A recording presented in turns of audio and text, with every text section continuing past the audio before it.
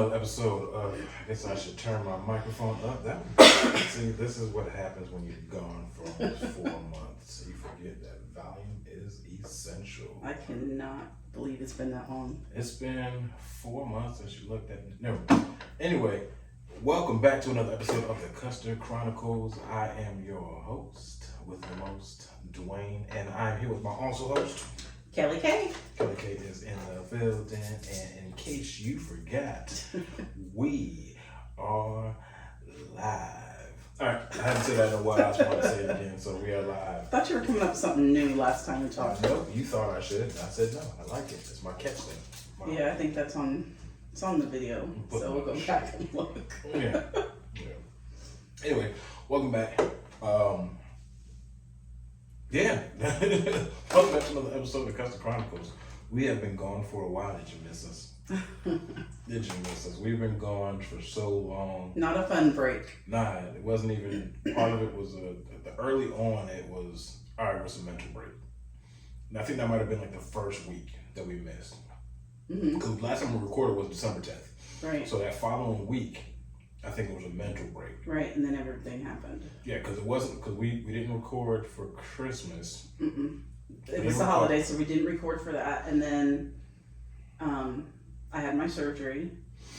That's what it was. So we recorded. All right, so this is why we got to go back. We recorded, and then the following week was my surgery. Was her surgery? Yeah. So we alluded to the surgery on the last Yes.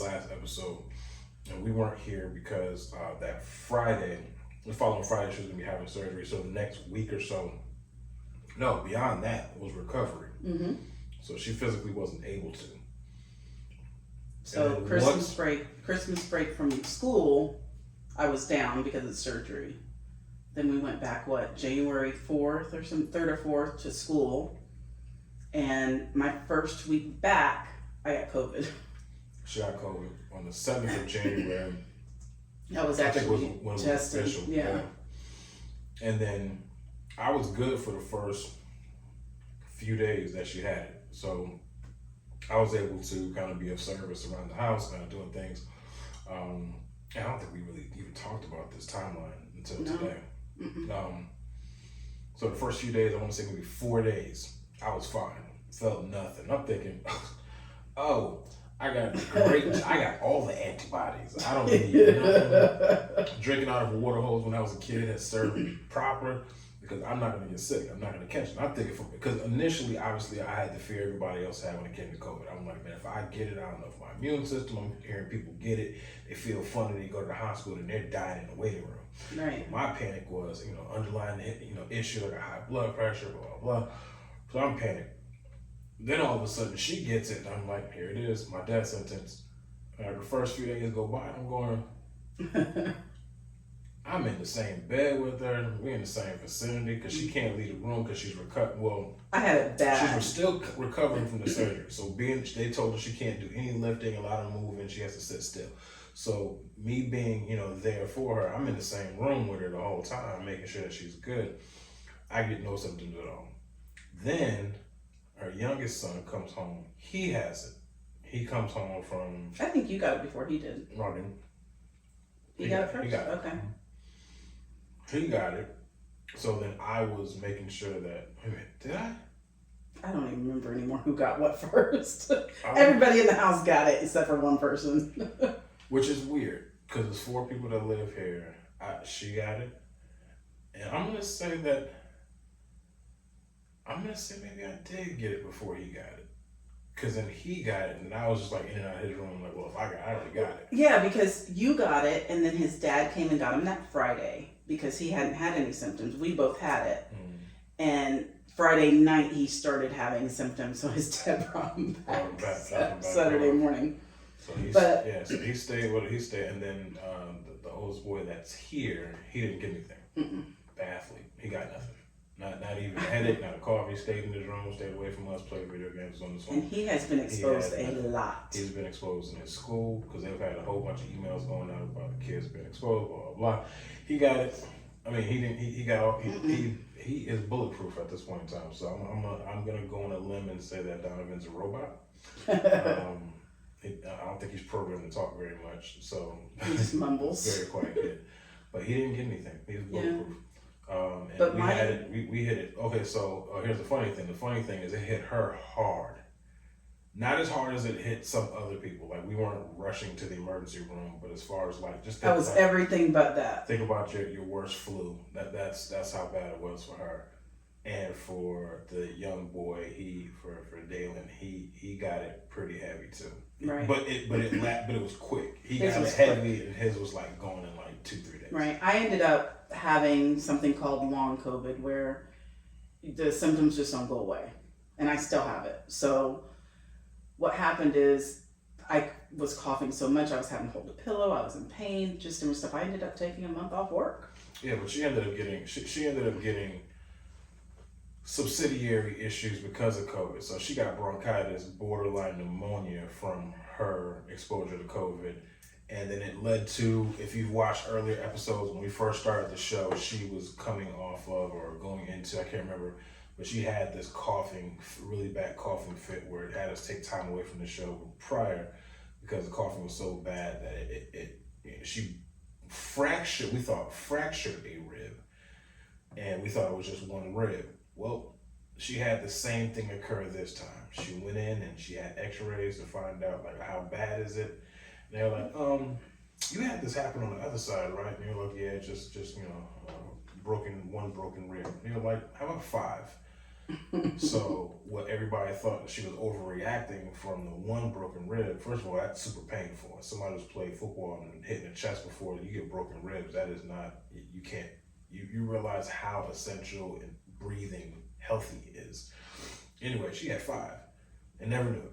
And she recovered from 5 broken ribs. So they said this time around, it wasn't broken, right? They said it wasn't broken at that point because this time it wasn't the right side; it was the left side hurting. It was just weird. There's a lot to it. Either way, so we had to go through that, and I had the COVID for maybe like 3 or 4 days, where it kind of, but then I was back up. It was like it hit me, knocked me down, then all of a sudden my car just started right back up, and I was good to go, like it wasn't there. Right. So then I ended up, just kind of maintaining and managing her to-dos.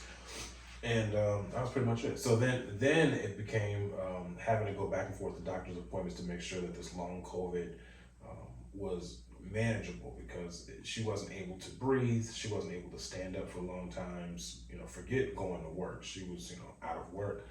So it became, well, we got to put the show on pause until we're able to kind of get a grasp on you're breathing. We're not going to sit behind a mic talking and you can't breathe. Especially, I don't even want her to walk from the bedroom to the studio. So that was a no-go. That wasn't going to happen. So we put the show on pause. But trust me, we have been coming up with ideas and thinking about the show the whole time. We just didn't know when we were going to come back, so we didn't want to say too much.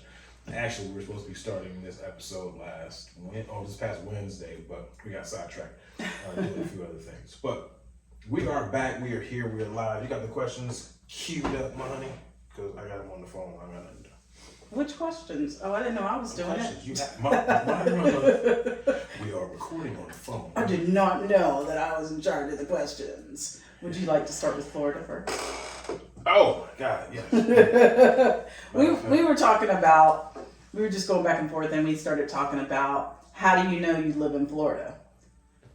And if you live up north, there's little things that people say about us, but we know little things that nobody else knows. So we're going to go through some of that. Let's do it. You should be in your notes, baby. My notes are in my phone. Oh, I forget you don't have a Mac. My bad. Look here, man. my HP works just fine. Just saying, what are you doing? Closing out my monitor and my screen. So y'all can see. We're talking and I'm trying to do we're trying to talk and do this, and you're over there closing out screens. Am I boring you? No, just read it. I'm here. You just want me to read a couple of them? Do you remember them? I wrote them. If you wear socks with your sandals. Actually, you know what? I think that was from your girl on IG. Because it's in the What's her name? Glam Elixir? The hairdresser young lady? Mm-hmm. She got like bluish purple hair now. Oh, I know who you're talking about. Yeah, Amy. She said that over. Okay, she commented on it. If you wear sandals, you know what? Yes and no. because before I moved here, I vacationed here, and you could tell a lot of out-of-state people by the sandals and socks. You got like the Tiva sandals or whatever, and you got the socks and the ankle. Well, this is in the winter. In the winter, we wear our sandals with socks sometimes. I can do that in summer. You guys come. It's cold, so we gotta wear socks. What's the next one? We don't fear gators. Everybody up north does. Gators are nothing down here. Y'all think they're all over the place. And as somebody who was born and raised up north and then migrated down here 20 plus years ago, I will say it's not as bad as everybody. Like when you mention Florida and other states, the three things that pop in their mind immediately are snakes, alligators, mosquitoes, or bugs in general. Now, I'm not saying that the state doesn't have those things. I'm saying you're not going to see them when you're crossing your Walmart parking lot. You're not going to see them in your grocery store. You're not going to run. Depending upon where you are, you don't have a risk of walking outside and there being an alligator in your front yard. Snakes, maybe. You're really not from Florida. Snakes, maybe. Listen, there's an alligator walking right here on Sleepy Hill. Never seen it. Just because you didn't see it doesn't mean when there.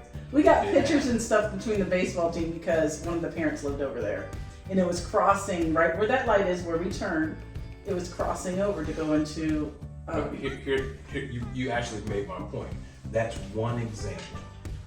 What I'm saying is, you go outside and you see birds all over. They're like, oh, there's a bird. No idea. So there's not an influx of alligators everywhere. You're not going to walk outside every single day you're going to see an alligator. I've lived in Florida for 21 years. I have never seen an alligator. It doesn't matter. It doesn't matter. I've never seen an alligator in the real world. Never. Not one time. I've seen turtles. They don't have turtles up north? Yeah, they have turtles up north. I'm just saying, I've seen more turtles. Well, it's a rare thing to see a turtle down here in the street. I've seen turtles in the street. I've never seen an alligator anywhere around here. And I don't do zoos, so I've never been to a zoo to see an alligator. Well, okay. So that's that. But yeah, no, we don't, people down here don't fear alligators. It's not necessarily something that you see so often enough that you have to worry about it. Like, a snake in your toilet, it might be a little bit different. But snakes and like turtles and stuff, that's not up there? Up where? In different states. Yes. But this state has the most. Okay. What about iguanas? No. So Geckos you're from Florida if you see iguanas falling from the sky. You got the context. Okay. Down here we have iguanas in South Florida. First of all, there's only 3 parts of Florida. You got North, Central, and South. Everybody else doesn't understand that. But South Florida, they have iguanas. And when it gets cold, past a certain temperature, they fall out of the trees. And you think they're dead, but they're really not. They're just frozen. I guess frozen. They had a whole news report on this about a month ago.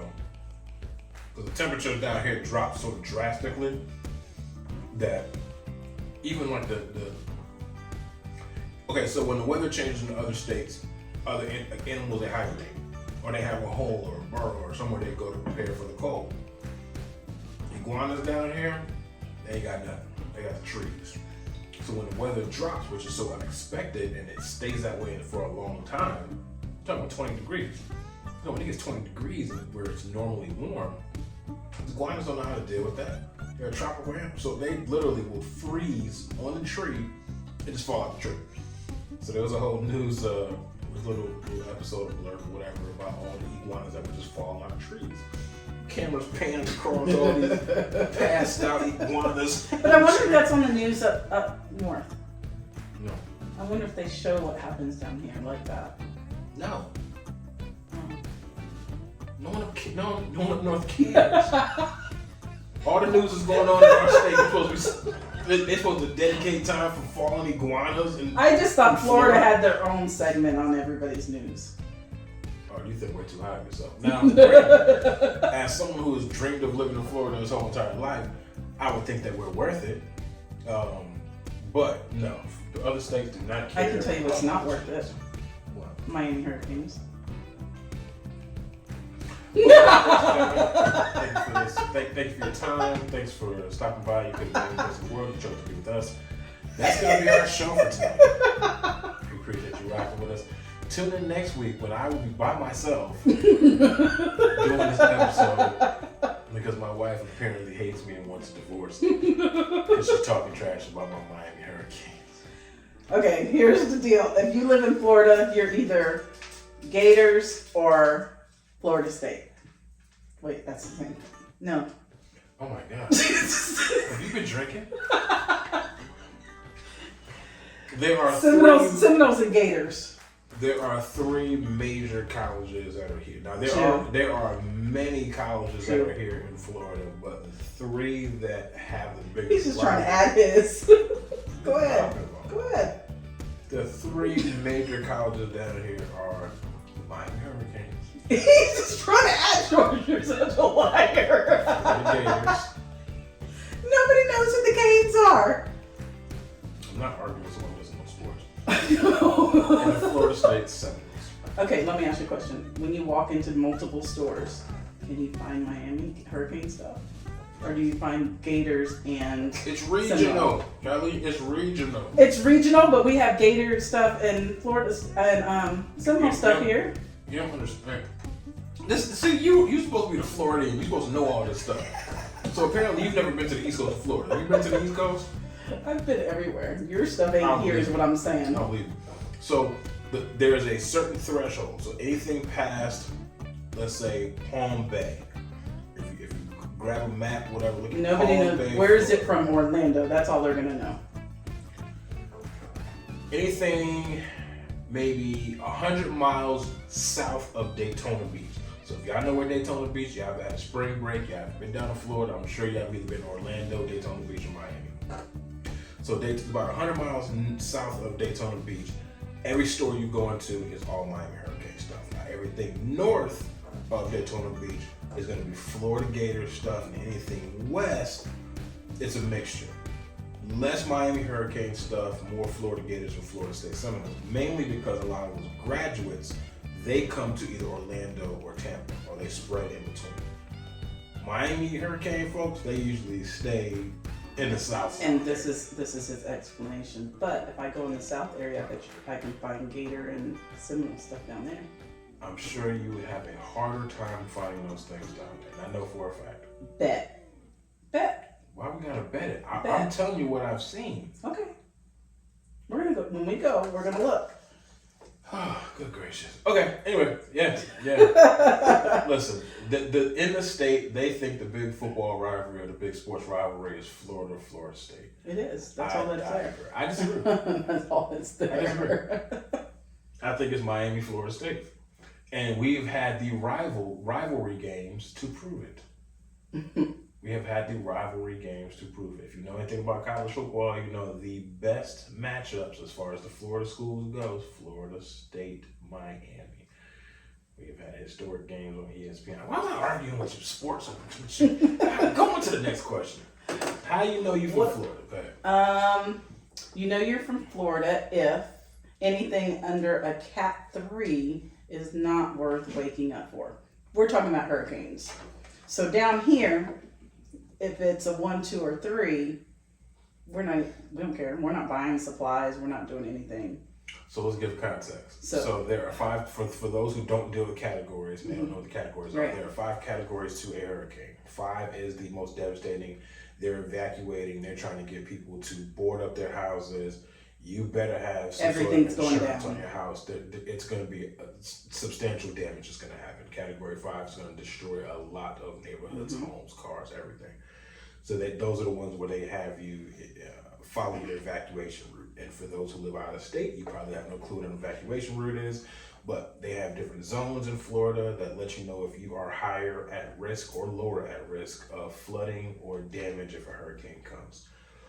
So you have to follow your evacuation route to get out of that area or evacuate the state. We haven't had a Category 5 Since Andrew, in quite a while. It's been quite a while. But so Category 5 is pretty devastating. Category 4, hurt too. It's a good majority of your neighbors is going to be missing some stuff, including windows or tops of their houses. A 3, got some trees down. A 3, you're going to get some heavy wind. You're going to get a lot of rain. You're going to get some heavy wind. You may get some branches that hit your window. It may blow down a few limbs in your yard. Mess up your power, stuff like that. Yeah, it might knock a couple power lines down, but you don't have to worry about your car being lifted someplace. Exactly. Or your roof, unless you live around a whole bunch of trees, something falls through your roof. But you're pretty relatively safe. It's just going to be a really annoying, long rainstorm, thunder and rainstorm. And then 2 is it's just a rainstorm. Very little wind. It's probably going to be a good amount of wind, but nothing dangerous. It probably won't blow anything down.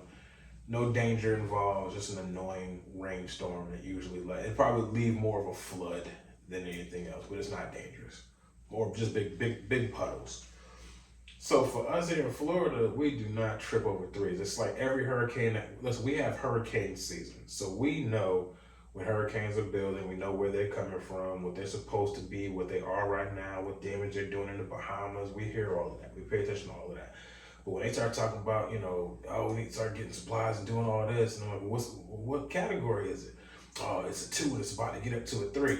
Hey, holla at me. We go to the store to get the beer and the wine. Time to have a party. We're about to grab the wine coolers. Go grab some snacks and some chips. Maybe some paper towels in case there's a spill. And that's pretty much it. We're going to get some potato salad from Publix, a couple Cubans, and then we're going to call it a day and just kind of sit in the house and watch Netflix until it's done. We're going to charge up all of our stuff, and we're going to watch Netflix on our phone or watch Hulu on our phone. We're not tripping. We'll invite people over. People will come over. We'll just chill. We'll sit there and talk and drink, whatever. Mm-hmm. Yeah, that's us. So people panic about, Florida, y'all got hurricanes. It's dangerous out there. It's not that bad. It really isn't that bad. Okay, so let's keep talking. So we have hurricane season, then we have hot season, to the point that your seatbelts burn you. The leather seats you got to be careful on. And for real, be careful. I got leather. We both have leather seats in our car, so yeah. Like, I don't like the heat's not for me. There's hot weather etiquette. So it's like you know in advance you gotta roll your windows down before you get in your car. So you know how up north you gotta go outside to warm up your car an hour before you're supposed to leave so you can defrost your windshield, scrape the ice off your windshield. See, in Florida you gotta roll your windows down, park in the shade, turn the AC on, let the AC flow through your car a little bit before you get in, because you will literally rotisserize yourself if you get into your car too fast on a hot summer day in Florida. So it is what it is. There is etiquette when it comes to that.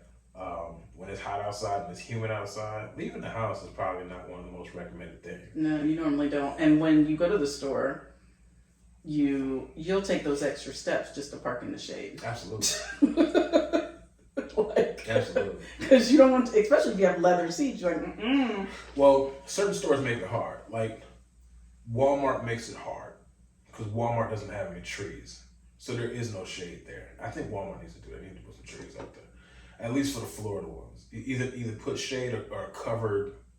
They should really do garages and stuff. Like, why don't they do that with some of these stores? And make bigger stores. Why do they make them so small? You know what's funny is the one in, so there's a Walmart in Tampa, right? It's 2-story. The hood Walmart. Mm-hmm. What's that? No, not that one. No. There's a Target. There's a Target that's 2 stories. Mm-hmm. Yeah, there's a 2-story Target, but it's attached. It's got a Walmart that has the McDonald's right there, and Well, I was just using the Walmart as a landmark. Oh, okay. So the one in South Tampa, the Walmart in South Tampa is right across the street from a Target. The Target is a 2-story Target that's attached to a garage. So you standing at that Walmart, you looking across like, they having fun over there. They cool. Their cars is probably like real cool. And then you standing in front of this hood ass Walmart. They got a big lady rolling around in a little scooter cart, talking about you moving out the way, trying to get to my truck. Yes, ma'am. Oh shit! Thank you. I can't. Look here, honey. Rumor has it they got a sale on bacon in there. Is there any truth to that? I'm not sure, man. Bacon? Yeah, I like the bacon. Hoping they have menthol flavored bacon. Menthol? What? You're retarded for real. I'm gonna move on. Move on to the next one. What you got? All right. People from Florida are gonna tell you, and they'll know off the bat, Disney's not the best park in Florida. Yeah, please. Disney is not the best park in Florida, people. Everybody wants to go to those stupid 4 parks. They have not changed anything there since I was a kid. Well, you gotta understand too. Disney's movies haven't really changed. So the same popular movies that were there in the 60s are the same popular movies that they're still presented to this generation. Listen, they can change the cars that are on the rails that go and they tell you not to bump into the person in front of you. I'm never going to Disney World, so they can change that. Space Mountain has been the same. Mm-hmm. Space Mountain, Thunder Mountain, Splash Mountain, they're all the same. Hold up, Space Mountain doesn't even have it just a safety bar. Yeah, it just sits in your lap. Yeah. How 1980s is that? So shoulder harness. That lets you know how unthreatening that roller coaster is. You wait 12 hours to get on that thing, and they put a lap bar across you. Don't matter what your size is, a lap bar is what's going to be able to hold you in. And that lets you know how slow it is, how non-threatening it is. Mm-hmm. It's an interesting view because you're basically going on a roller coaster in the dark, which is actually pretty cool. But if you've gone on it once, you're just kind of like, oh, that was cool. I don't want to do that again. As a kid, I wanted to ride it over and over and over again. I think for kids, go once, let them enjoy it. Tell you right now, do not go and try to do it all in one day. No. If you ever have, if you do not live in Florida and you are watching this podcast and you're curious about going to Florida to Disney because you want to take your kids because your kids are like, oh my God, I want to go see Moana, I want to go see DM me, DM her, DM us. Let us give you some tips on what to do and what not to do. First and foremost, there are certain times of the year that you cannot and should not go. You will regret every single second from the moment you get off the tram. There are discounts. There's things that you can take advantage of. There are certain times of the year that you go and there'll be darn near nobody there. Either way, it's really only for the kids. They don't, unless you're like a big kid at heart, there's really not much for the adults. You're going to see the expression on your kids' faces. I just feel like I'm going to go back to the rides need to be changed. It's a Small World. Do you remember that? I don't go to Disney. Okay, well, it's dolls. And it goes up and down, and there's different, you go to different countries, like China, but it's just dolls in that race or whatever as you go through. And it just sings this, it's a small world after all. And let me correct myself. I have been to Disney twice. I did not enjoy myself either time. I did enjoy Disney Springs, and I enjoyed MGM Studios. That's it. So Disney Park, Disney has like what, four parks, 5 parks? Yeah. It's like Disney World, Epcot Epcot Center, MGM, Hollywood Studios. I said MGM. Oh, it's called Hollywood Studios now. Hollywood Studios, Epcot, Magic Kingdom. That's and Animal Kingdom. Yeah. So, and then they have more. They have Blizzard Beach and Typhoon Lagoon. I'm talking about just the parks where you can see characters. These have characters. It's just their water parks. I know what Blizzard Beach is, but I didn't know that they did characters. Like this is, I'm talking about the parks that have rides, shows. This is like a water park. You'll see the characters, but I don't know how much you're. But and then they have 2 golf course, like mini golf places. Disney owns part of the world, and I want to say that jokingly, but Disney owns ABC. Yeah. Disney owns ESPN. Disney owns a whole bunch of shows and TV. They own half the world. Plus, they make billions on just the parks, both in Florida and California. So they got bank. Anyway, even with all that being said, Disney is hands down not the best park in the state. And if you live here, you know that. My favorite place on this planet is Universal Studios, Orlando. It's unrivaled. I can spend a whole day there. We have spent a whole day there. Multiple days. We got annual passes when I first got here. Matter of fact, just side note, yesterday was the 1-year anniversary of me moving here. So yay. So that was pretty cool. Thought I'd bring that up. But yeah, so when we got here, I bought annual passes for the whole family. We got annual passes for the whole house, and we have gone the least out of the squad. We have gone the absolute least. But it's still my favorite place on the planet. I've gotten so many things there. I have videos. Everybody knows Universal's the best place for the Marvel stuff, for the Harry Potter area, for the Jurassic Park stuff. And then they keep reinventing their rides. So Jurassic Park has a new ride. Harry Potter had a newer ride, the Hagrid's Magical Motorbike ride. That's relatively new. Marvel hasn't really changed anything, but they just add some new product, like stuff in the stores from the movie, based on the movies, but they haven't really changed any of the rides. They revamped the Hulk ride. Anyway, long story short, Universal Studios is the best place to, I would say, for Florida. Absolutely. Absolutely. So, no doubt. What you got next? You know you're from Florida if you get cold after 70 degrees. Yeah, I think that's pretty consensus. So everybody knows this is being close to the equator, so it's hot. But so when it starts dropping below 70, these people, I said we, but I've experienced cold. Most of these people haven't. They're not prepared for it. Your car's not prepared for it. Your house isn't prepared for it. If you grow fruit, that's not prepared. We spend 300 plus days of the year in blissful weather. Shorts, t-shirt, flip-flops, slides, sandals, whatever. And then for maybe this past 3 months, it's been super, super cold. So when it starts dropping into like the 40s at nighttime, or you wake up in the morning and it's 40 something degrees before you get to work, you don't know how to dress for the day. Because it's still Florida, so you know it's still going to get up to about 68, 70. It's cold in the morning, warm in the afternoon, and cold again in the evening. So like us going to the baseball games. First time we went, I was packing a blanket and a sweater and stuff like that. And he's looking at me like, what are you doing? It's like 90 degrees outside. I said, when that sun goes down, it's going to be a different breed out there. And sure enough, it was. To the point, like 2 games later, he started bringing his. Yeah, I started bringing his. I was like, I'm good. I'm from the north. I said, my blood, I'm built for this. I'm good. All of a sudden, my nipples started getting hard. My knees started chattering. I was like, oh, I don't like being this vulnerable under this kind of weather. I said, I was born in the snow. I'm a winter baby. Why am I so cold? My neck starts shivering. I start getting the goosebumps on my neck, and I'm like, listen, I'm not doing it. Never again. I'm bringing a sweatshirt at all times. So I keep a hoodie in my truck. At least you didn't say anything out there. You were not going to say a thing. I wasn't. Not at all. Oh, and anybody that lives here knows that Tampa is a shithole. I'm just going to say that now.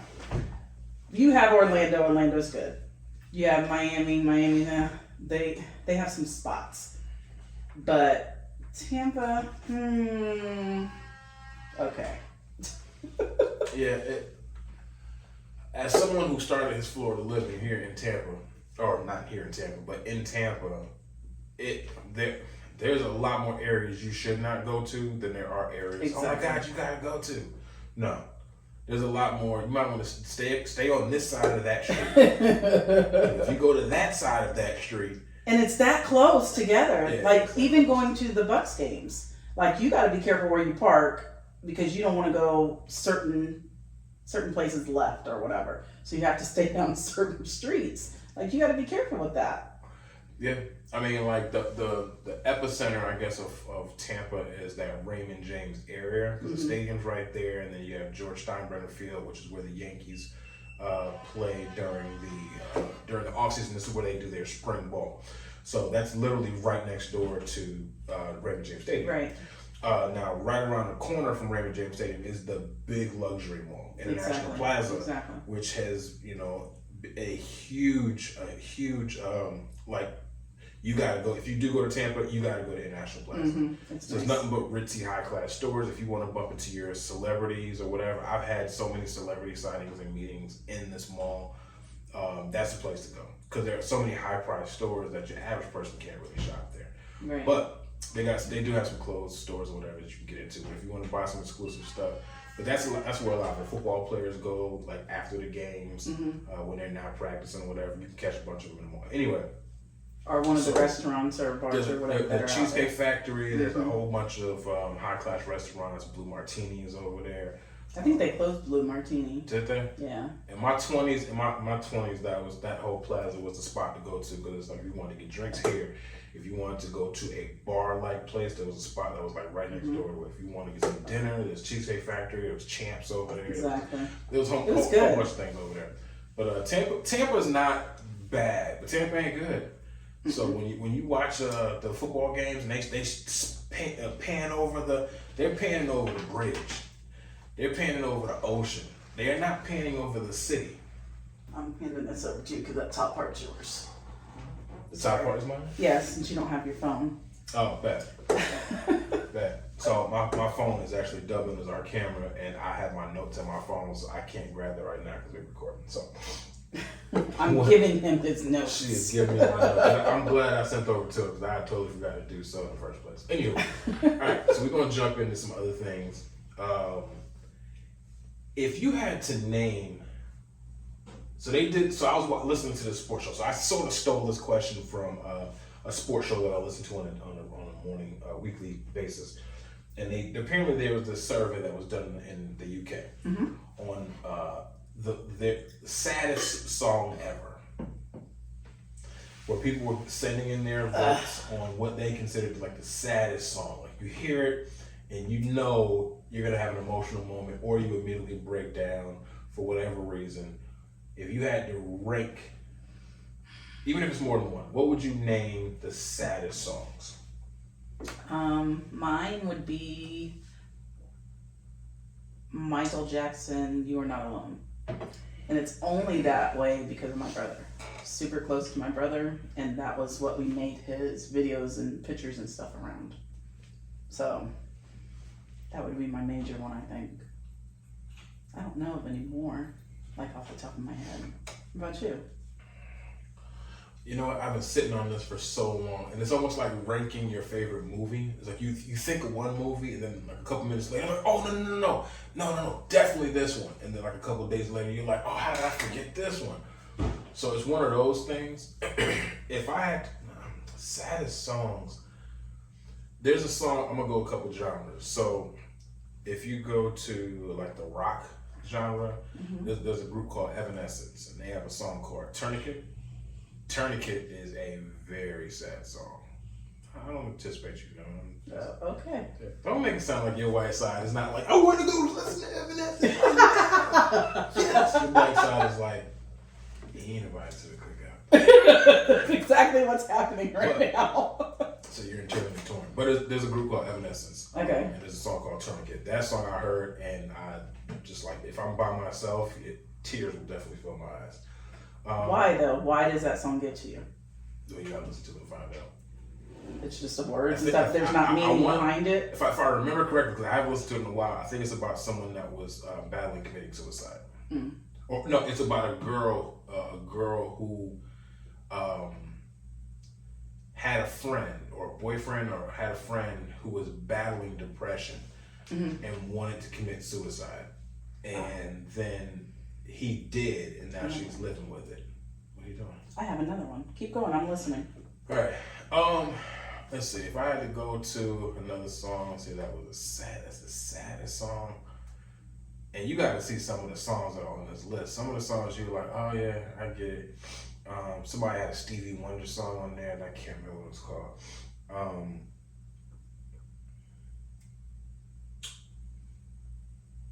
Man, I can't. That's a hard question. I'm trying to think of the saddest songs. Sarah McLachlan In the Arms of an Angel that they always play at the abandoned dogs. That bothers you? What? Not me. Somebody mentioned that when I was like, oh, yeah, it is a sad song. Now you hear it, you associate it with like the puppies being abandoned and left in the crates. You know, that's pretty sad. Right.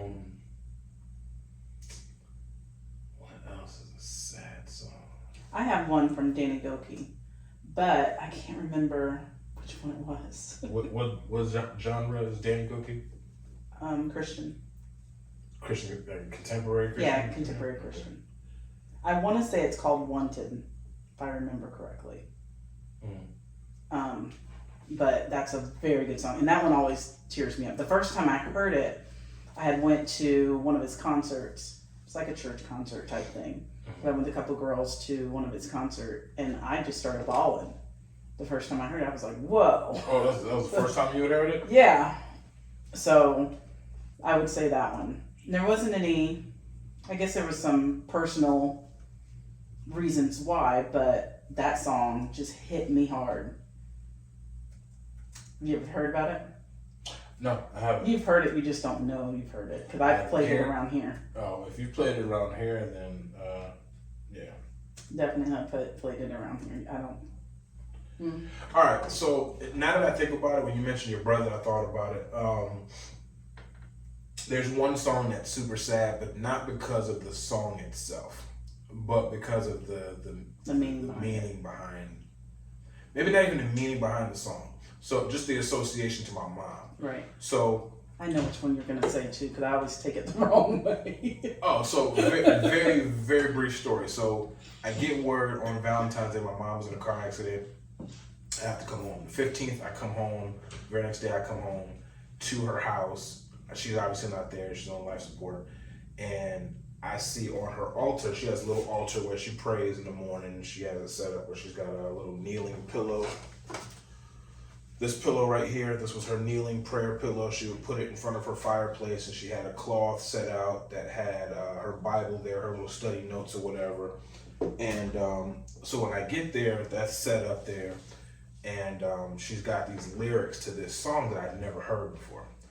Oh, I know what you're talking about now. Yeah. Got it. So she had these lyrics to the song, and then I show it to my aunt, her only remaining sister, and she was like, "Oh, she didn't tell you about that." I'm like, "Nah, what?" She said, "Well, my mom was an introvert, super introverted, very shy. She wanted to help, but she wanted to be behind the scenes. She preferred that you didn't even recognize that she was there. That's her thing. So doing anything in front of the church, not her thing." So I thought, well, apparently her and her brother were practicing because they were going to sing this song in front of the whole church. Mm-hmm. They were going to interchange parts, and she was going to sing that. You have to understand, my mom was so not about being looked at. She was super shy, super passive. I was raised that way by default.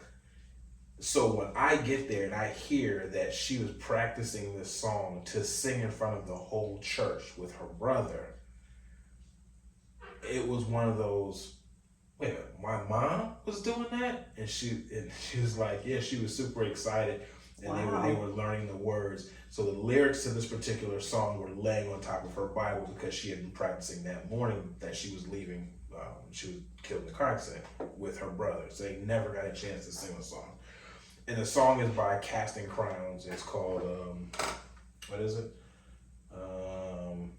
It's called Nobody. It's by Casting Crowns. I'm not going to play it. If you get a second, go on to YouTube. You can look up Casting Crowns Nobody. If you probably already heard it before. But anyway, she had planned on singing that song with her brother. And so hearing that song, so we were in the hospital, and my aunt was like, "You've never heard that song before?" And I was like, "Nah." So she pulls her phone out. She was reaching over my mom's body. My mom is laying there in a coma. She's like, "You gotta listen to it." So she's got the phone propped to my mom's chest, and she's playing the song. And it was the first time I'd ever heard the song. But I listened to every single word. Because I'm like, for my mom to hear this song and to say, "I want to sing this in front of people, I want to know what this song says." Right. So I heard the song, and I was like, man, and I saw them tear up.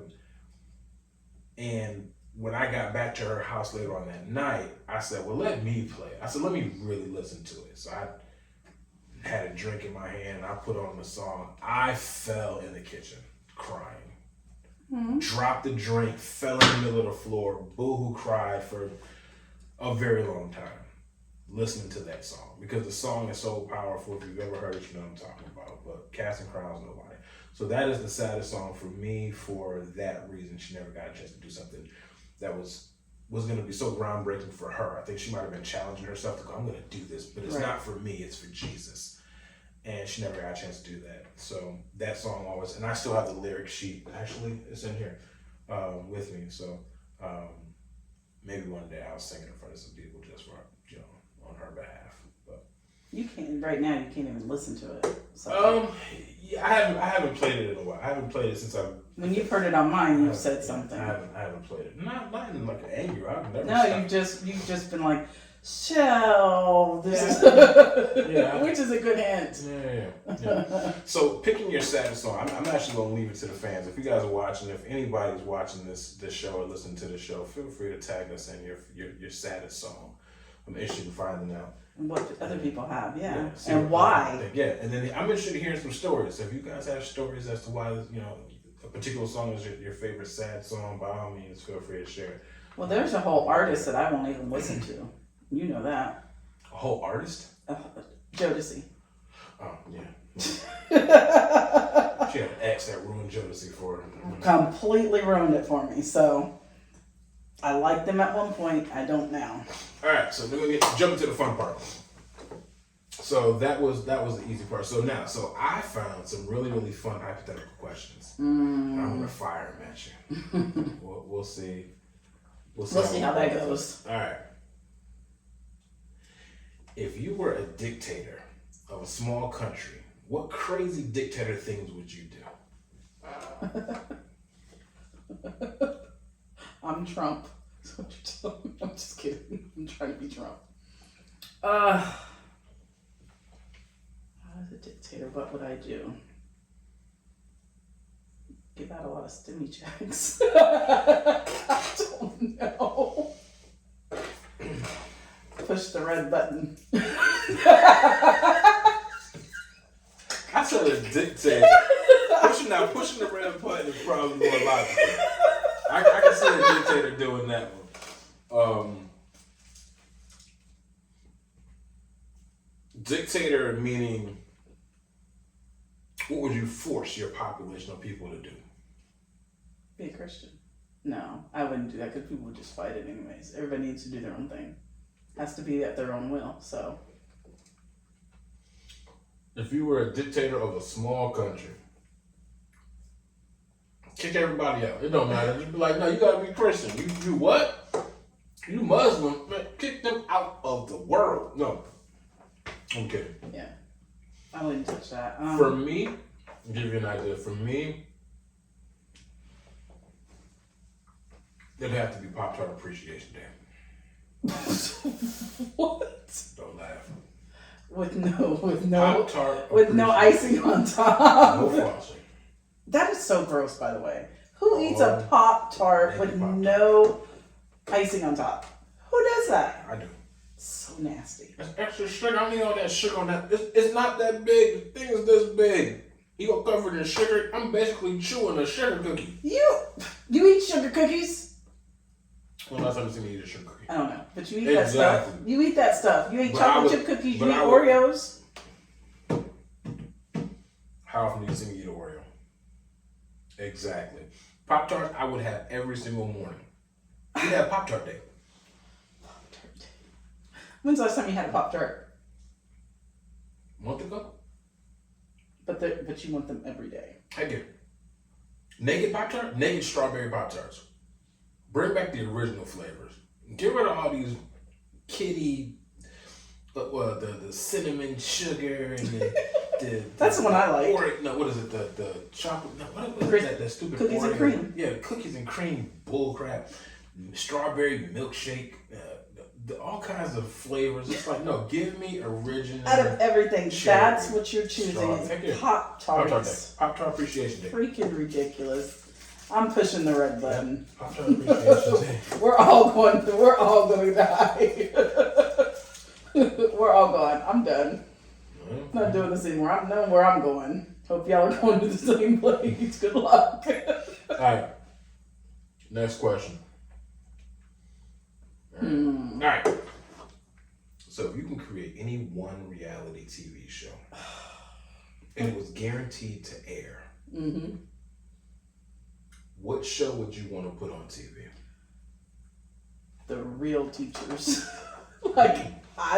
They put on a show about teachers, but it's not the real. Like, it would be reality TV, not scripted. You're going in, you can hear other teachers' conversations and gossiping about other people, just how it really is. I can see y'all in the confessionals talking trash about the other teachers in the class. We'd all be fired by the end of the month. That bitch Rebecca. Why'd you use her name? That popped in my brain. I don't know her. I just said the name popped in my head. Don't use her name. That bitch Kelly. Always frowning at people. She don't ever smile. Well, listen, and I can't bring this up. So when I got back from being really, really sick, I decided, when I go back to work, I'm not going to go in the break room for a while. I'm really not eating a whole lot during the day. I'm hungry when I get home, but not during the day. Not really eating, not really buying a lunch in there. Kids are really loud, like you can hear them just a little bit, but it's not too bad. And then people are coming in and out of the break room. So I decided, you know what, I'm going to just go back to my classroom, decompress, have my moment, maybe call you. I might eat a couple pieces of fruit, if that, or grade some papers. But that act of me going back to my classroom, it's like, well, what's wrong with her? And I'm like, nothing is wrong. It has nothing to do with anybody. But anytime you change your patterns, change, yeah. People think it's like something's up. It's personal. But since I got sick in October, it's just slowly taken a toll on me. Me, my friendships, everything. So it's like I need as much decompressing time as I can get there. That would make an amazing reality show. It would. In all honesty, with the stuff that I've seen on TikTok, and TikTok is the Matrix, by the way. Kids doing chairs and destroying rooms. You will learn and see so many things on TikTok that you've never seen before. Anyway, she shows me like teacher TikToks all the time. You see the ups, the downs, what teachers are really thinking that they can't say. Some teachers are slipping up and saying what they're not supposed to say. Schools having to put clamps on teachers even being able to say certain things on social media because it's like you are a representation or you're representative of the school even when you're off the clock. Right. Like all these things, teachers breaking down, quitting because they don't feel like they're being supported. Having a reality show with that kind of real-time reaction to certain things, just kind of hearing would be amazing. I think it's a double-edged sword at the same time because having cameras in kids or teachers' faces could be intimidating at the same time. Distracting to the kids, I guess, is what I want to say. But also, at one time, they were talking about putting cameras in all classrooms, that kind of thing, so parents could log in anytime and see their kids and stuff. And teachers were against that. And the reasoning why is, unless you have volume on that, don't record me. You don't know what's going on without... It doesn't necessarily have to be shown with the kids there. It's more about the interviews. It's more about the sit-downs or one-on-ones and getting like, well, tell me about your... Having to stay for the meetings and... So Kelly, tell me, about your day-to-day with the school that you work for. Do you have any uncomfortable interactions with the fellow teachers that are there? Tell me more about... To where they signed a contract where it's like a free space. If they did that, every teacher would kind of be more willing to be open, if that makes sense. Now, Kelly, you are biracial. You are both half black and half white. A rarity amongst the people of your school. Do they treat you differently because you're so retarded? Do they give you different vibes? Are you invited to the barbecue? I think that's the most important question. I'm the one that has to invite them. They just can't make macaroni and cheese. I'm just kidding. Well, No, but I'm saying, so it doesn't necessarily have to be like live shots of like the kids in the classroom making them comfortable. It could just be like snippets and snapshots of you kind of doing your thing, right. And then you just kind of, they have you sitting in the confessional going, I do my best to do my job, and I have students that are literally behind in where they're supposed to be educationally, and some kids are more accelerated, but then I have parents that are reaching out saying, hey, what kind of special treatment are you giving my one particular kid? I have 18 kids in this classroom. How do I slow down and do this? Now, if you have a bunch of teachers that are willing to go, yeah, I do the same thing, or you have a bunch of storylines or whatever, you can kind of sew those together and have a really good show on so that way, like, people who are really in charge, who don't necessarily get to see you guys day to day, go, oh, so that's what they're talking about. They don't really get enough credit. We're only paying them, what, $35,000 a year, $40,000 a year?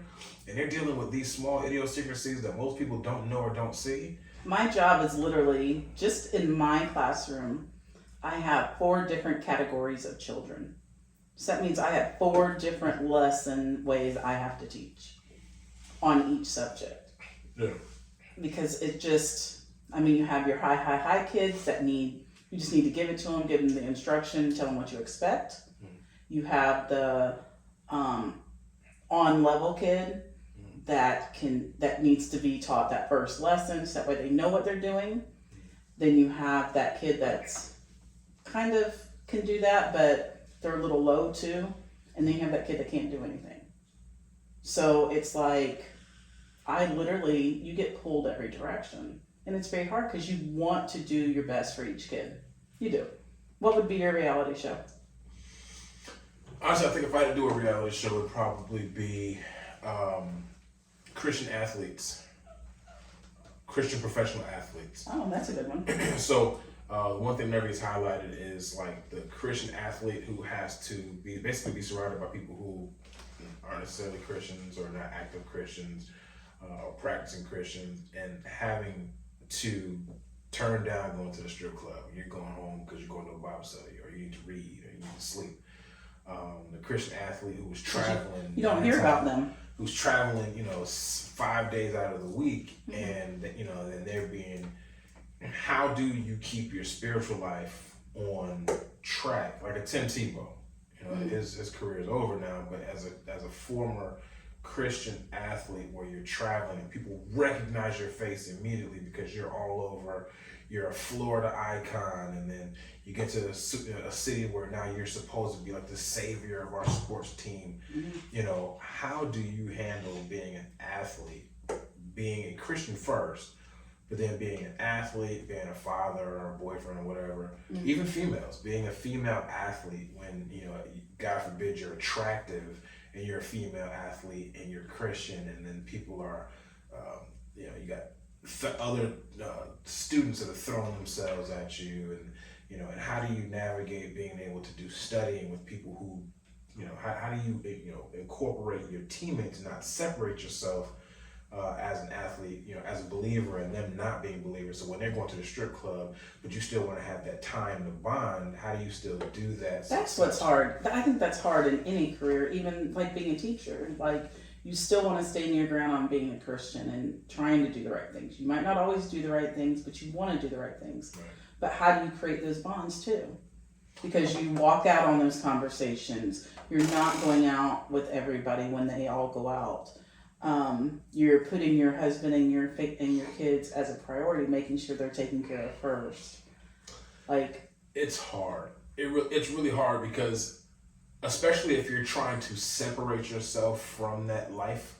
So let's say, for instance, you're a relatively new believer, or you're just getting into church. And part of really being successful in this walk is truly separating yourself from the person that you used to be, meaning the things that you used to do, shows you used to watch, the language you used to carry or whatever you use. You have to separate. So you can't be around those people who still do that, because you'll have the hardest time having a true separation from that. Right. So you almost have to break away cold turkey from some people. Now, let's say, for instance, you get a brand new job and you meet all new people. Now you can be selective about who you choose to hang out with based upon your interests. So it is harder when you've already been there and they've seen, maybe one side of you, and then you kind of change a little bit. People don't understand. They think it's them, or they make it more about them instead of it has nothing to do with you. Well, and it's also hard to believe because American Christianity or Western Christianity is so one foot in, one foot out. You know, it's okay to curse. You know, God understands my heart, and you know, and you know, it's so. I'm beyond lukewarm. It's like, yeah, I'm a Christian. I'm a believer. I believe in God, but I still lie, cheat, and steal, and I rationalize it and excuse it because you understand my circumstances, and it becomes really, really hard. So it's almost like you'll be a dedicated true believer who is trying to separate himself, living a new life, and you have those lukewarm friends who are like, I'm a Christian too. You can hang out with me at my house. Meanwhile, they're watching all kinds of movies and content that you don't necessarily need to watch because that's not. You're trying to do better. Exactly. So it really is hard trying to navigate the roads of being a Christian. But if you do slip up during that, like if you're trying to travel this road but you're not being 100%, and you'll have slip ups, you're going to have mistakes or whatever. That's going to be pointed out. Believe me, that's going to be pointed out. Well, she said she knows she's doing this and she's trying to be better. She's trying to go to church or she's trying to go to that, but that's not what I'm seeing her do.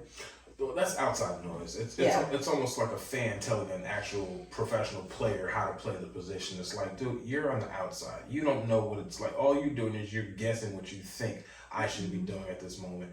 But you don't even read scripture. You don't know what I'm supposed to be doing. You don't understand how Jesus works in my life. You also don't know that it's a work in progress, but I'm still trying to move forward, not be comfortable in excusing why I'm still where I am. Again, difficult thing. I would love to see a TV show that focused on athletes, being a former athlete, and just kind of wanting to see that.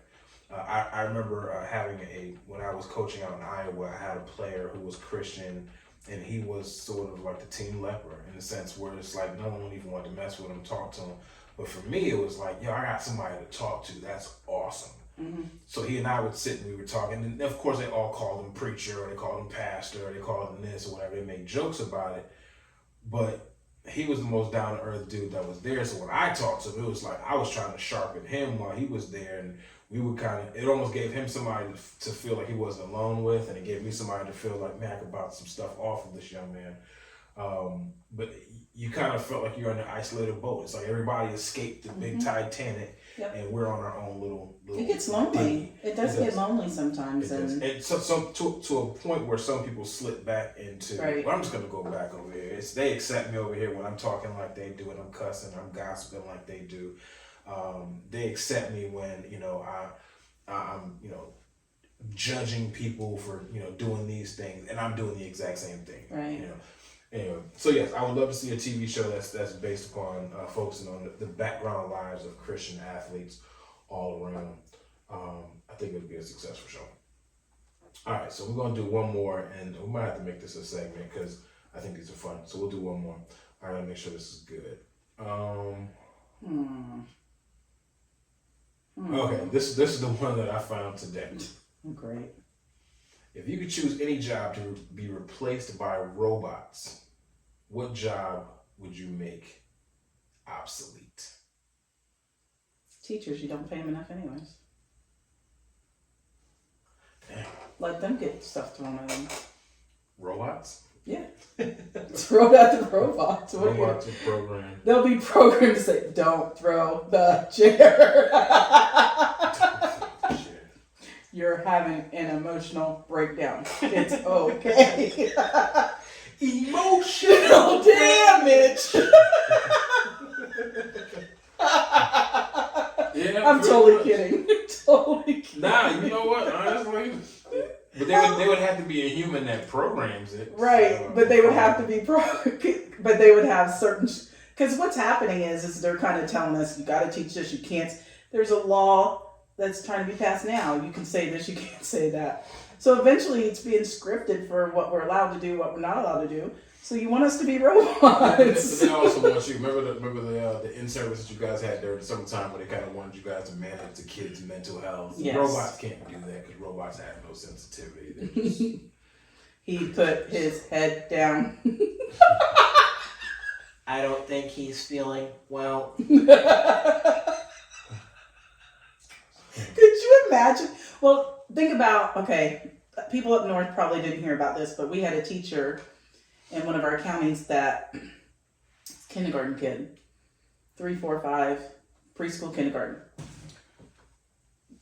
Something happened. The kid in the classroom, the kid was removed from the classroom and ended up in their quote unquote safe room, which means that the kid can throw stuff, do whatever you got to do, scream, shout, kick the wall. It's a safe place that if they have a fit, they can have a fit.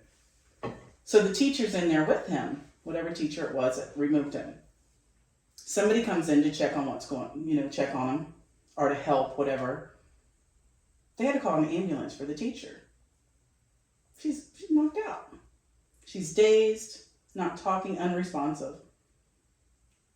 From a 4-year-old? And I don't think people understand the things. Was it 4 or 5? It's between 4 and 5. I want to say it was a kindergartner, but they went back and forth on the news, so I'm not sure. I don't think they were allowed to disclose it because of the age.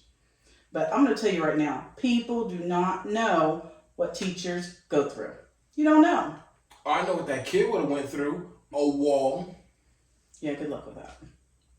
Yeah, if you are an adult, But I understand that there are limits. You can't really abuse a child. But when a child has the capabilities of putting you out on a stretcher and you can't defend yourself, put the kid in the sleeper hole. Put him in a the choke. only thing that I can think that would happen is her tripping over something, maybe hitting her head. Her like trying to control him or something like that and losing her balance. So that's the only thing I can think of. That's the only thing I can think of. That's probably a pretty good explanation. She was handling this child, and maybe the child was putting his hands on her, and she lost her balance. It could be anything like that. It could have been that, but you got to think a 4 to 5-year-old is only this high. A lot. Even a shorter woman, right here. Yeah, even a shorter woman is going to be dominant. So if this kid was throwing Mike Tyson hooks to her vagina and it took her out, that's like, okay, that's one thing. But the chances of that happening, not likely. So it's like, what was this kid who has childlike strength? It had to be she tripped. Maybe the baby was overwhelming her or whatever, and she backed up and she was trying to keep from hurting him, and then tripped and hit her head. Possibly, who knows? Right. She might have had a concussion from that. I haven't heard anything else. But you're talking about this kid. This kid's attack would not have been concentrated. But this is what is scary to me. It made the news. I just sat there and read comments under this news. Why do they let kids do that? It shouldn't be in there. They should discipline. They should have the kid removed from the school. And it makes me realize how ignorant people are. You have no idea what's going on in these schools. If you want to say, suspend him, send him home, okay. They still come back. They still have to have a public school. They have to have a place to go. And where do they go? Back in the classroom. That's the reality of it. And it's worse for public school. It's just a reality of it. And I don't think people realize what's going on. It's not what you can do. You get trained, and it's like on the job training, but you learn how to manipulate kind of the situation to diffuse it. You learn when to move everybody else. You learn how to calm them down. Like you kind of figure that out as your career goes on and you experience different things. And sometimes you'll get guidance from the office or other resource teachers or other teachers, whatever, will kind of tell you, why don't you try this, try that. And it kind of will diffuse it, but it's going on. And if I was a teacher, I'm keeping an anger pillow. It's going to be an anger pillow sitting in the corner of the room. What, so you can hit them with it? If you want to, I'm going to have to grab the anger pillow, and whatever happens is you ask for it. I'm going to put a blindfold on you. So you don't know what direction it came from. You asked for this. I'm not going to put you in timeout. I'm not going to put you in the corner and put a little dunce cap on your head. I'm going to put you in a blindfold. You're retarded. I'm going to spin you in 10 circles. 10 circles. I want you good and dizzy. But and in I'm blasting you. they used to put us in the corner, remember? We used to have to sit in the corner. Yeah. And we used to get paddled and stuff, but... Whoa. Yeah, we got paddled. We did. We did down here. The teachers were scared of us, no. But at the same time, it's just... I don't think people realize what we really go through on a day-to-day basis. You really don't. For example, my students start walking in at 8 a.m. I would have a kid say good morning to me. One's shoe's untied. I'm trying to help them tie their shoe. The other one has to go to the bathroom. One of them just sneezed, snot's running down their nose, and I just had a kid puke on the floor. It's now 8:05. This is what we deal with. No. But you better get your attendance and lunch count in by age 15 or age 20, or they're calling your room. I'm calling out off the throw up. Some kid throws up. I'm tapping out. Look, Mr. Principal, I can deal with a lot of things. Got a strong stomach. I've played football. I've tackled 320 plus pound men. But this little 5-year-old just threw up. They throw up all the time. I'm sorry. On the corner of the floor. I can't. My stomach just. No.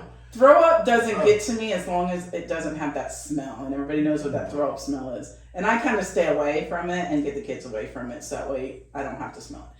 But what gets me is when they sneeze and that comes out of their nose. That will make me throw up. And I'm just like, go get that kid now. Did you watch that video I sent you? That TikTok video? No. Where the woman was doing the netty thing up her nose. Oh, it's coming down the other way. You didn't see the video? No. Oh, I have to show it to you later. It's awesome. But no, I don't want to see it. Thanks. It's awesome. But that grosses me out even more. But kids, you don't understand. We deal with kids wetting their pants, kids that poop their pants, and then they don't tell you. We've had that before. They don't tell you, and the other kids are like, something stinks. And it's like, okay. It's disgusting. It is. It's ridiculous. It is disgusting. But that's the reality of what teachers do. I would love for people to really get the reality of what we do all day. Because when you have a conference or you have a talk with a parent and they're asking you to do 15 million other things, you're going, what do you think I do all day? Yeah. Like, I promise you I'm working. I promise you your kid is doing better. You're seeing the progress. You, like, don't beat the teachers up. That's all I can tell you.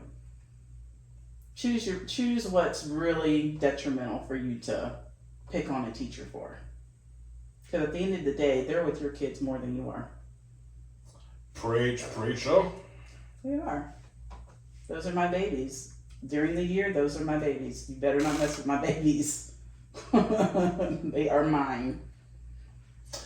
Well, we couldn't leave today's show without talking about the number one elephant in the room. Gas prices. Gas prices.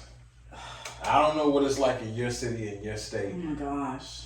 It could be worse. It could be on par with our state because apparently... Now, here's the one thing that I will say.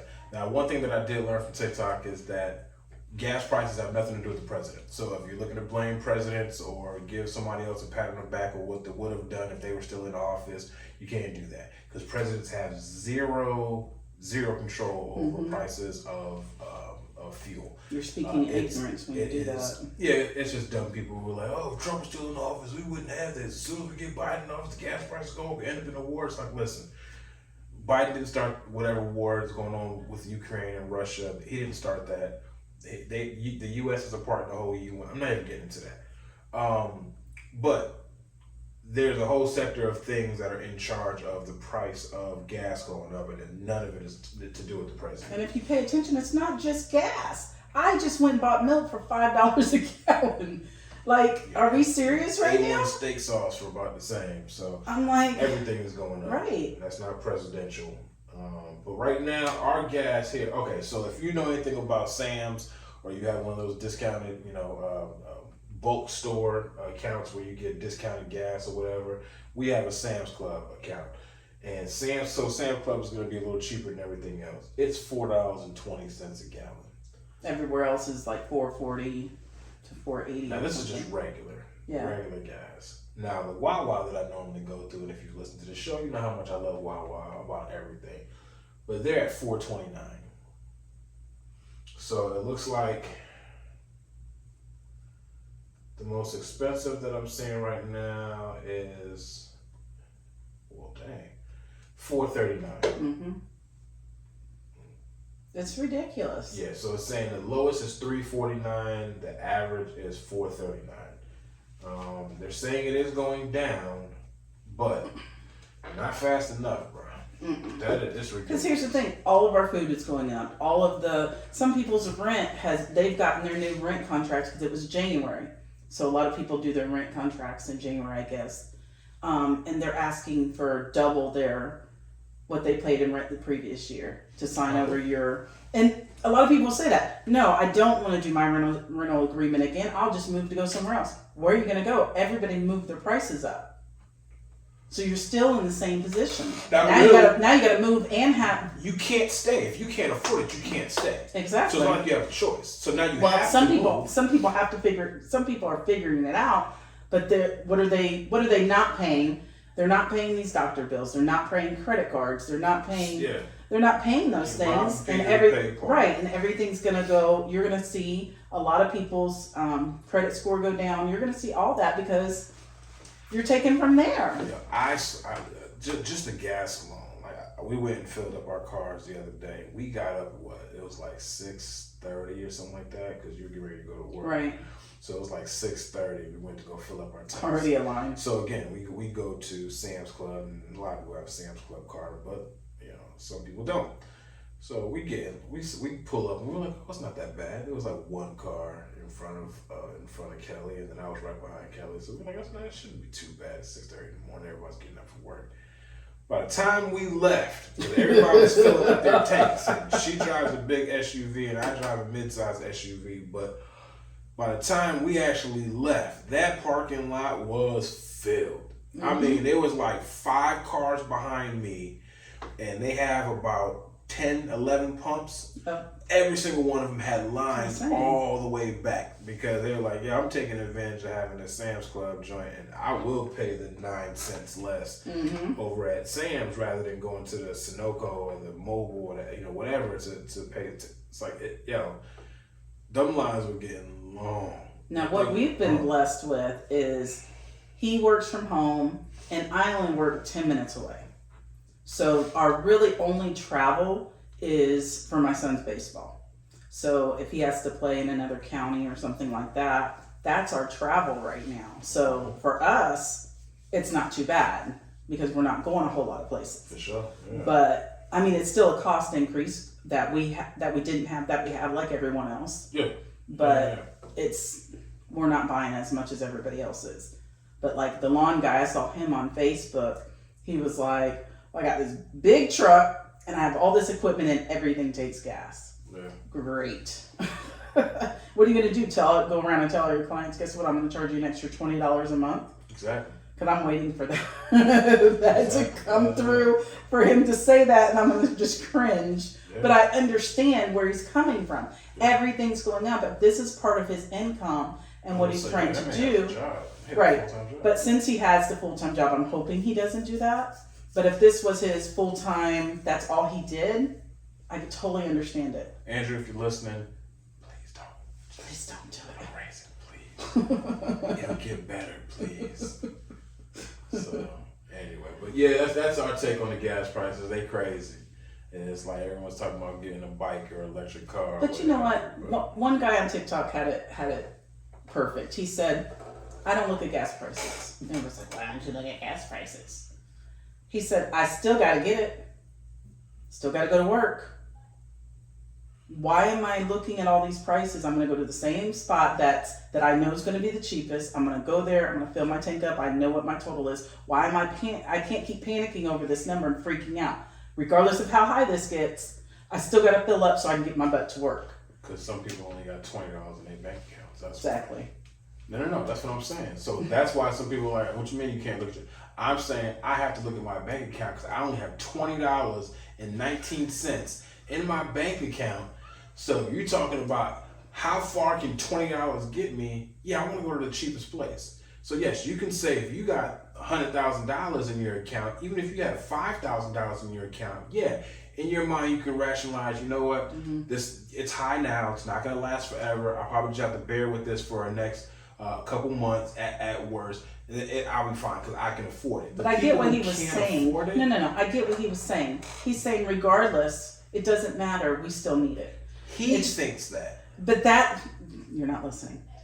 Regardless, you're going to have, he was trying to make people stop worrying, and that was the way he did it. Doesn't mean that it's going to work for everyone, but that was his choice to do that. He can't make other people with different circumstances feel better. He doesn't know everybody's life. Just in the general people who are listening to him make that comment, there's 100,000 people who have 100,000 different situations. You can't tell somebody who's a single parent, who's got 4 kids to raise, yeah, just get the gas. Just don't worry about it. I don't think about it. You shouldn't either. When she's had to pay out so much money just this week to make sure these kids were good for the week, and she's down to her last $50, and you telling her, man, just don't worry about it, just pay it. You gotta get gas, you gotta get to work anyway. You know, teach me how to find the best gas.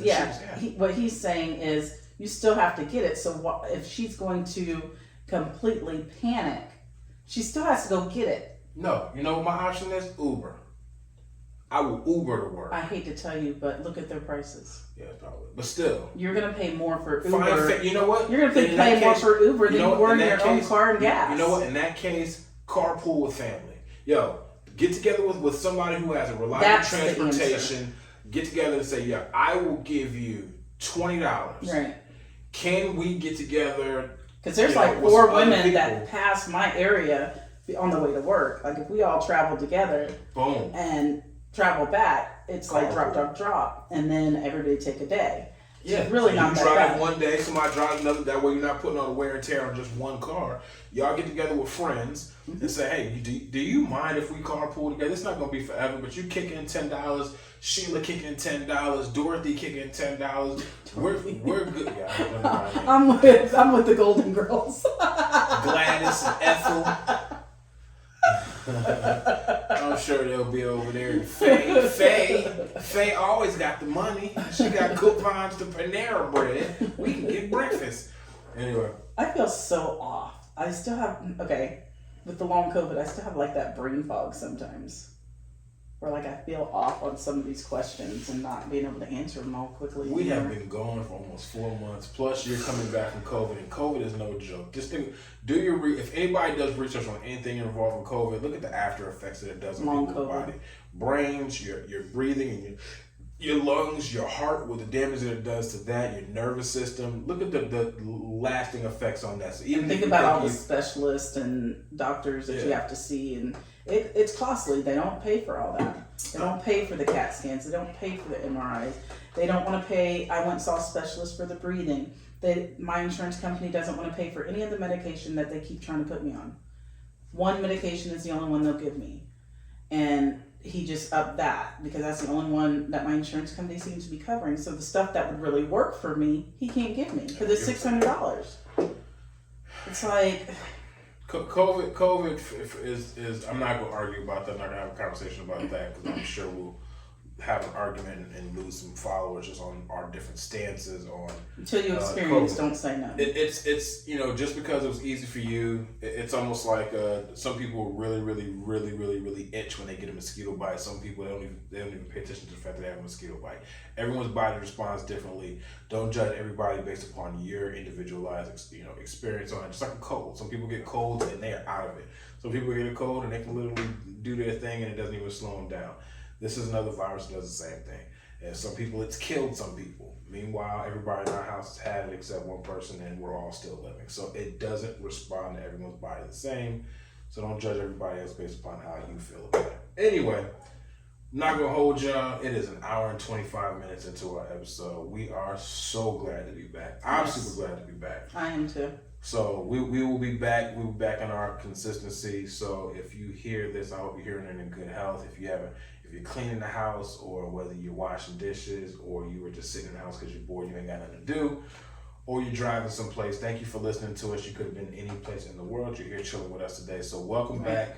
We're glad to see you guys. We're glad to hear you guys. Hope you guys are glad to have heard us again. Custer Chronicles is out. We will talk to y'all next week. Peace.